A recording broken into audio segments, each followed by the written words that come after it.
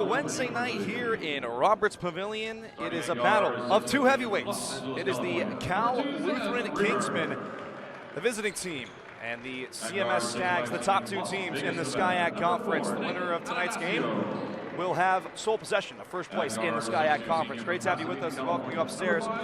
Maddie Graves, Logan Safarenko, and let's jump right into things, Maddie. We have seen some really close finishes with CMS in these recent games, but Cal Lutheran, they're coming off a big victory over the Chapman Panthers on Monday.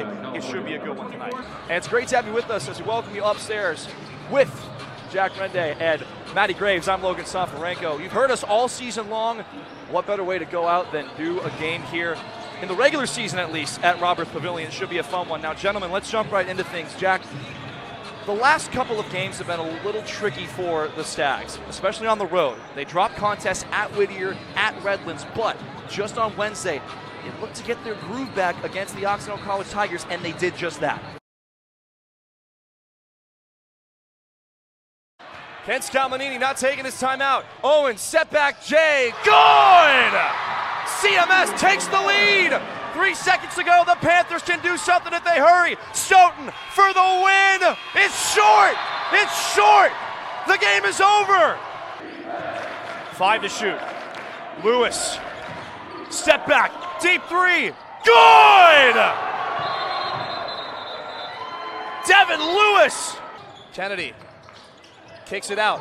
Owens, step back three for the tie. Got it! We are tied at 76. Again, the help from Malarkey. Here's Owens, a shot at 1K. Got it!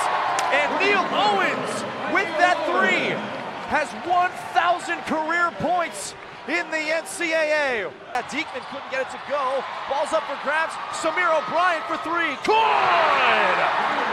3-point deficit now for the Sagehens. In the game, here's Berbrand. There's that matchup we previewed. Three from the corner. Count it and a foul!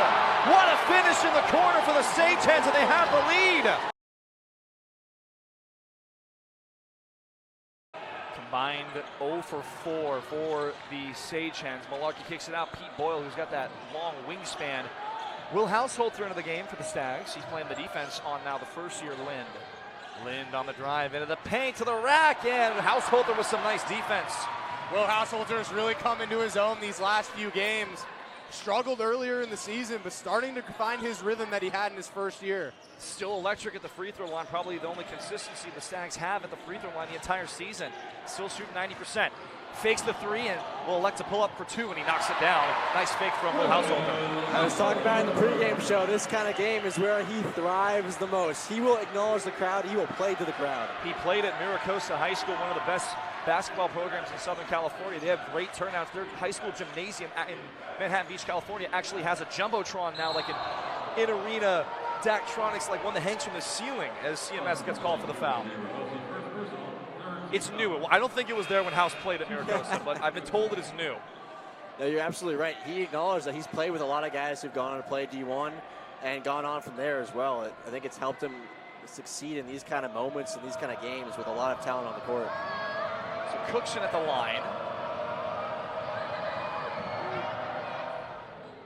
And he gets the first one. And we kind of talked about in the open, Jack, about how important the makeup Caltech game is on Monday, because you always hear the phrase games in hand. So CMS has a game in hand over, quite frankly, everybody in the SCIAC. Yeah, absolutely. You kind of have to pencil them in for the win there. Caltech winless so far this season,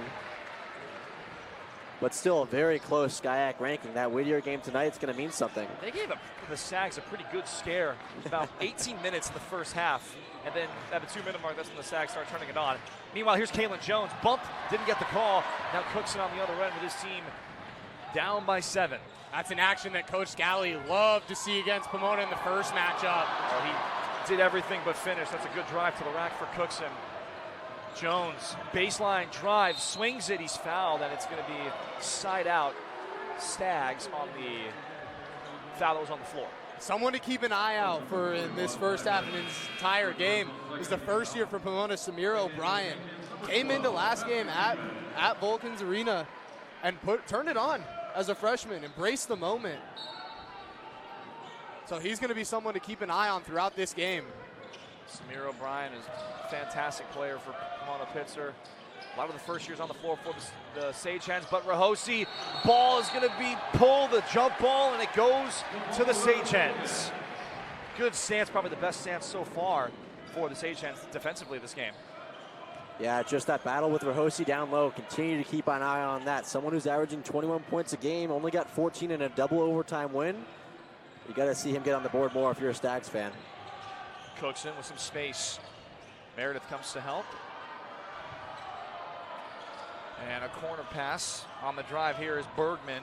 Swings it out. Samir O'Brien, who's gotten a lot of minutes for this Pomona-Pitzer team, falls away. Nice handles, and the first year puts it in. Now O'Brien, who we saw him in earlier on this court. You got to remember, he's 4 blocks a game, but this Pomona-Pitzer team, they played in the tournament earlier this season on this Roberts Pavilion court. So maybe familiarity with it, comfort. Samir O'Brien had a lot of minutes there. He had 15. Yeah, and he was the leading scorer in their loss to Whittier. That one's off the mark. God, that Whittier, always a wild card with those Whittier College Poets. Yeah, right. You never know what to expect. Ari Smith is a scorer and a half. 3-point bucket on the way, and Rahosi gets the board. He'll probably be at a mid-major D1 next year. Absolutely. Averaging like a Fullerton. almost 30 points. Yeah. It's just the team you don't want to play the 4 seed you don't want to play when you get into the playoffs. Kalen Jones 4-3, got it. Kalen Jones, the senior, gets his first 3-point bucket of the afternoon. There it is, the Kalen Jones 3-ball. If Kalen Jones can come into this game and knock down 3 to 4, it'll be a fantastic offensive day for this Stag team. Broke his career high earlier in the season against St. Mary's, Minnesota, where he had 38. He tied his career high in 3-point baskets made, where he had 9. He had 9 in the Sweet 16 game against Nebraska Wesleyan last year.